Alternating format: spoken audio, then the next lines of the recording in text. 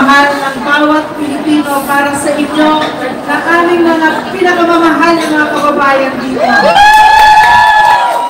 Dala ko din ang pagmamahal ng Pangulong tunay na nagmahal sa inyo, si Pangulong Rodrigo Roa Duterte.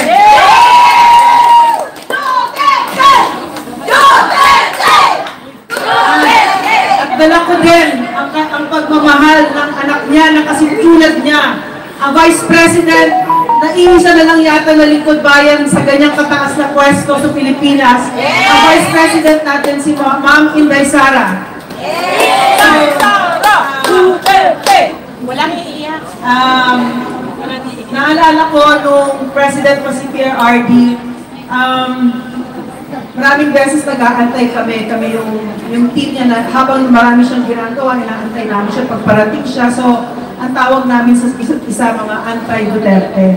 So, lagi kami nagkikwentuhan anong ginawa ni PRRD, ganyan. So, kinwento ng isang PSG niya sa amin, yung head, si Janelle Niebra. Nakita niya, kasi nung time na yon nagkaroon ng disaster. Tapos si PRRD nakasakay sa helicopter. Tapos medyo mababa yung lipat ng helicopter. Nakita ni PRRD yung mga bata sa mountain province ito. Nabitbit yung mga kapatid na may mga bitbit nila, yung mga gamit nila, yung mga tabo, yung mga gamit nila. Tapos, bigla mo magulgul si PRRD. Bigla siyang umiyak. So, doon mo makita yung puso ng Pangulo na ito. And for some reason, hindi ko alam kung bakit. Hindi ko ba alam ba't ako nabiyayaan, nabigyan ako ng pagkakataon na makilala ko ang puso ng isang tunay na leader. Kung kaya suklam na suklam ako sa nakaupo sa Malacanang ngayon.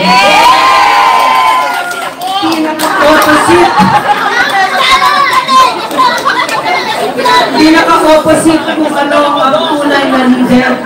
Natutuwang nagmamahal sa mahihirap. Kasi yan ang sinabi ni PRRD sa amin. Kung kayo ay nagsisilbi sa gobyerno, huwag kayong magsilbi kung hindi ninyo mahal ang mahihirap. Kasi ang mahihirap kung meron lang sila ay ang gobyerno. Meron akong speech na prepare pa bago pumunta rito. Pero nasa naman ang utak ko ngayon, yung buisit na bigas na laon pa yun, mabaho na maitin na and for me, ano yun simbolo yun kung sino itong nakaupo, no? Na ganon ang tingin sa atin, ganon ang tingin sa pinakamahihirap. Kasi ang naalala ko noon kay PRRD, napakahalaga sa kanya ng bigas na kami mga taga-antay Duterte, ang tawag namin sa kanya sa likod niya, bigas president. Kasi hahabulin kanya talaga yung bigas, kung yung kakalimutan yung bigas. Gusto niya yung magandang bigas. At alam niya kung ano yung dinadaanan natin lahat. Alam niya dinadaanan ninyo. Kung kaya, isa sa una niyang ginawa, wala pa yatang isang linggo noon, nung Pangulo siya, ay kinausap niya ang Hong Kong government at ipinagbawal niya na kayo ay maglilinis ng mga window sa high-rise. Ako hindi ko alam yun noon, hindi ko alam na ganun pala yung dinadaanan ninyo. Pero siya, alam niya. At alam niya na yung balikbayan box ninyo. Nandyan ang pagmamahal ninyo sa mga pamilya ninyo. Yung ipinag-ipon ninyo, alam niya yan. Kaya galit na galit siya at malinaw na malinaw yung sinabi niya, huwag niyo gagalawin yan. Huwag niyo bubuksan yan. Pero ano nangyari dito kay Marcos? Libo-libong balikbayan boxes nawawala. Alam ba ni Bahag? Hindi niya alam. Wala siyang alam. Hindi niya alam kasi wala siyang pakialam alamin. Wala siyang pakialam sa atin.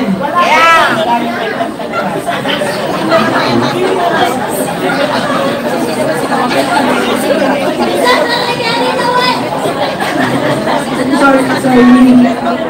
So, nakita ko kay PRRD kung ano yung totoong leader. No, na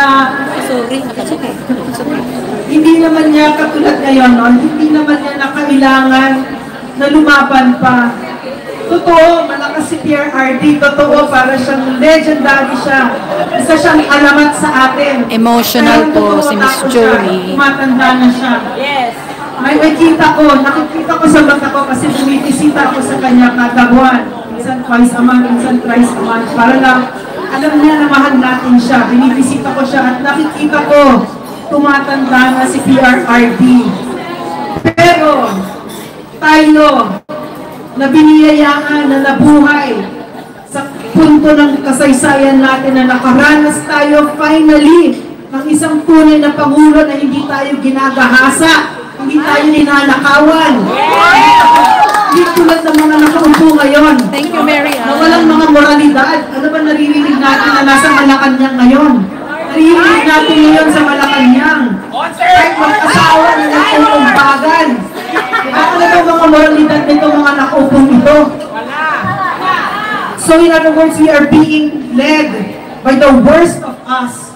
At nakikita natin maraming beses kung bakit sila nandyan. Marami na nagsabi sa atin. Hindi naman actually kailangan sabihin. Binubog tayo. Hindi ito aksidente na umupo siya dyan at ay hindi ko pala kaya. Hindi pala gano'n. Kasi ang pagkapangulo, malaking trabaho yan. Ang lumalabas ngayon na nangyari ay talagang niloko si Vice President para siya ay maging Pangulo, para makaupo, para malimas ang kaban ng bayan. Yung ginagawa nila. At wala silang kapasidad mahiya sa Pilipino. Mantalang noon nung kami nandun pa, no, si PRRD ang President, mula sa maliit na bagay hanggang sa maliit na bagay, malaki, maliit na bagay, meron siyang kahihiyan sa Pilipino. Kung kaya't kami mga nasa team niya, marunong kami mahiya. Sa kakain kami, sasabihin niya, ito lang yung pagkain natin. Galunggong na pinirito, may sabaw, may ganyan. Simple lang yan, pero okay na yan. Kasi hindi natin pera yan, pero taong bayan yan.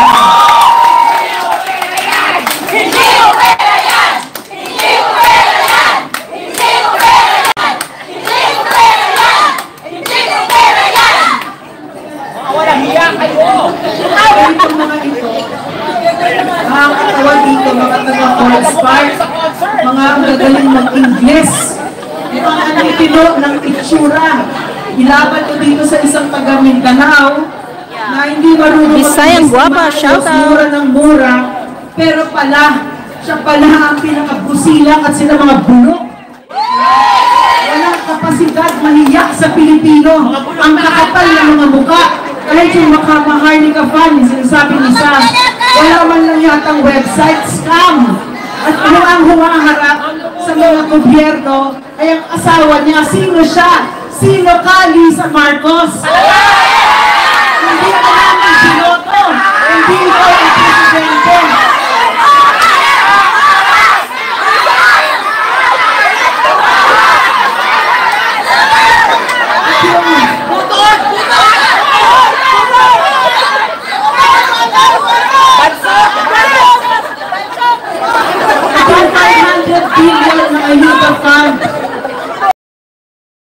So ayan guys, ang dami yung naririnig, buntod, bansot, kukak. So ayan, yan yung tawag natin sa KFL ngayon. Grabe yun! Sobrang ipinamumukha nila sa atin, nagnanakaw kami. At ang tingin namin sa inyo, pwede namin kayong bighin. Ang ginastos ng Duterte administration noon, na tatlong taon ng pandemya ay 130 billion. Ito on the ground, what does 500 billion look like? Mga LGU na hindi na nila alam kung ano sasabihin sa mga constituents nila. Bakit halos linggo meron silang ayuda? Hindi na nila alam kung ano sabihin, may kubit pa. Yung mga nagsasign ng 10,000, ang nakuha nila 1,000. So this is a red flag. At I can stand here all day at ang listahan ng kakapalan, ng pagbumuka ng mga Marcos na ito hindi matatapos. Doon na lang sa PCSO. Doon na lang sa PCSO. Sinabi na, Lisa Marcos, Mel Robles, statistically impossible. Kaya wala silang pakialam ang sinasabi nila, imposible ba? Ito kinukuha namin, meron ba kayong magagawa? Kada linggo, ito pa, wala silang pakialam sa atin. So, ito pa yung masakit sa akin, At alam ko sa inyo, malaki, where this issue is very close to your heart. Yung CPP, NPA, NDF, NPA namin sa Marcos administration for the first time. Amazing accomplishments ng NTF-ELCAC na patapa ang 55 years na insurgency for the first time na ang natira na lang out of almost 90 na guerrilla France nung umalis kami ay 7 na lang o 10, parang ganyan na lang. Dapat talaga nawalan ng all over 3 million votes sa Kongreso ang CPP, NPA, NDF. Pero ano ang nangyari?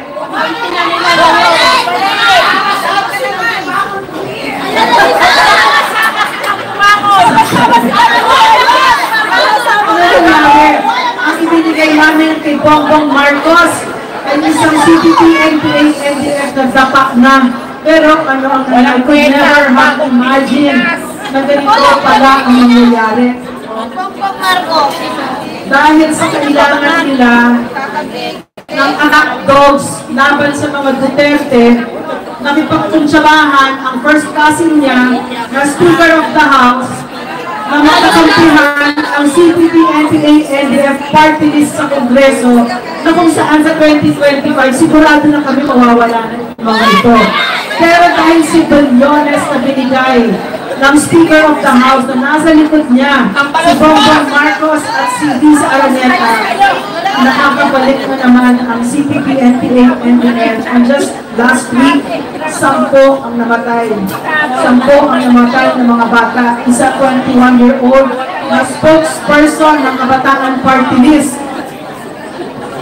At isa doon, 21-year-old din na isang batang babae, si Gladys. Mga bata, mga anak natin ang target nito. Kayo, nakikita ko dito, halos lahat babae. Halos, in other words, mga nanay. Hindi ko ma-imagine ang dinadaan ninyo kasi ako, ang kaligayahan ko sa buhay ay ang mga anak ko. Hindi ako pwedeng mawalay sa tabi nila kahit isang araw, hindi ko kaya. So, ako'y nalulungkot na iniwanan niyo sila sa isang presidente na nilalagay ang buhay nila, mga anak nila sa kapahamakan. So, in closing siguro, ako'y nagpapasalamat na nandito kayo at lumalaban kayo. Itong Bongbong Marcos na ito, Liza Marcos na ito, sa Tambaloslos. Salamat din, ma'am, sa ang mga krimen at atraso nila sa Pilipino ay napakaseryoso. Wala kayo, wala Yung press freedom, yung pagtanggal ng operations ng SMNI, ang pag-illegally detain sa amin ni Eric, dahil kami ay nagtanong kung totoo ba Martin Romualdez na ang travel expenses mo ay 1.8 billion. At yung pag-block nila ng mga peaceful rallies natin. At yung pag-seize nila, pagpasok nila sa KOJC compound ni Pastor Kibuloy na walang search warrant. Napakaseryoso na mga atraso ng pinakamakapangyarihan sa Pilipinas ngayon. At nakikita natin na kung yung kapangyarihan na ibinigay natin at ipinanghirap sa kanila ay ginagamit nila mula Kongreso, Senado, lahat sila. Ginagamit nila para sa sariling kapakanan at para wasakin ang Pilipinas. Ngayon si Atty. Harry, lahat na nakaupo dito, binababoy kami lahat dito. Ginagamit nila ang kapangyarihan nila para patahimikin tayong lahat. So nakikita ko, tama talaga si Pangulong Rodrigo Roa Duterte. Hindi nila kilala ang Pilipino. Akala nila tatahimik tayo. Lalaban tayo, ma'am, lalaban! Umabot tayo sa punto nito sa ating kasaysayan na marami ang namatay, marami ang nagbuwis ng buhay. Mga sundalo natin, mga pulis, mga bayani natin, nakatuntong tayo sa palikak ng mga higante at mga bayani natin. So, hindi natin dapat itigil ito. Alam natin kung bakit tayo nandito, alam ko kung bakit lahat tayo dito ng mga resource speakers ay nandito at gumastos ng sarili, walang nagbabayad para sa atin.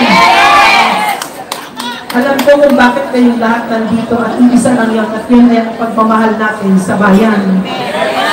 Yung ginagawa natin ngayon na pagsalita, no? Yung sinabi ni Sir June kanina, ano ba naman yung boses ng isang tao? Yun ang gusto nilang paniwalaan sa atin na wala tayong kapangyarihan.